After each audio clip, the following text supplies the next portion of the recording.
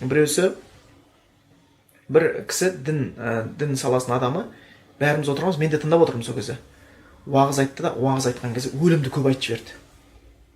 Жанның шығуы, бұның ақиқат екені ешкім қалмайтынды, бұл өлім жасқа да қарамайды, кәріге де қарамайды, ешкім оның білмейді, қанша былай айтқанда өмір сүргенін біледі, қанша өмір қалғанын білмейді, бұл деген сияқты осыны бәрін айтып кетті. Сонда бір кісі әлі есімде, танимын ол кісіні де, жақтырмады деді. Сол уағыз айтқан жігіт әлі тірі, осы бір жақсы әңгіме айтпайсың ба деген, ана кісі өліп қалды. Өліп қалды. Бірінші шешесі кетті, кейін өзі кетті артынша. Екінші, менің өз басымнан жиі кездескен нәрсе, кісі өлген жерде өлім туралы айтсаң да жақтырмайды адамдар. Таң қаласың. Бір жерде отырмыз, намазхандар, енді бұл уже бейнамаздар емес. Алматы қаласында бір намазхан кісілер, өздері бизнесі бар, басқасы бар, өздерін элита есептейтіндер, келіп атқандар, енді әйелі орамалда тақпапты, артына тақып қойған, бірақ 5 уақыт намаз оқып жүрміз деген сияқты. Бардық, уағыз айттық, сосын уағыз болғаннан кейін күйеуі үндемей отырды, әйелі әңгімеге кірісті.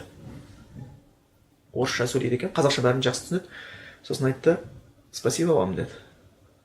"Но хотел вам сделать поправки", деді.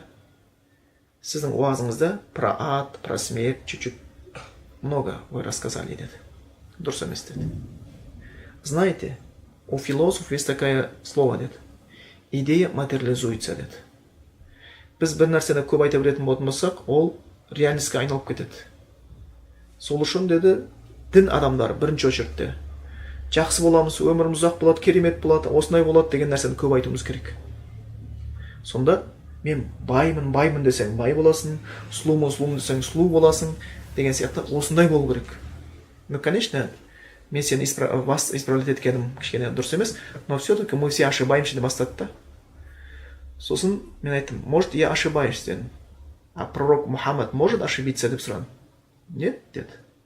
Ондай болмаса пророк: "Аксиру мин зикри хазимил лазат", өлім туралы көп ойлаңдар деп айтқан дедім да. Үндемеді. Яғни қазір мұсылманшылықтың өзі дүниеге арналған да. Бұл сен өлімді ойлағанмен өліп қалмайсың, ол өтірік.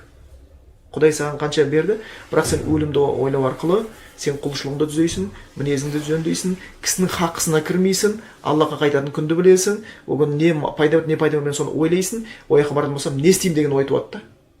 Сапарға шығатын адам не істеймін деген, чемоданына не салам деген сияқты, сен аяққа барған не істеймін деген ой туады. Оны сен ойламағанмен өліп кетіп қалмайды. Сөзімізді аяқтай салайық. Жаңағы хадис құдыс деген сияқты: "Я ибн Адам, ла тансал маут, файнал маут ла янсак", дейді. Аллах тағала айтады: "Ей адам баласы", дейді, "өлімді ұмытпа, өйткені өлім сен еш уақытта ұмытып кеткен жоқ", дейді.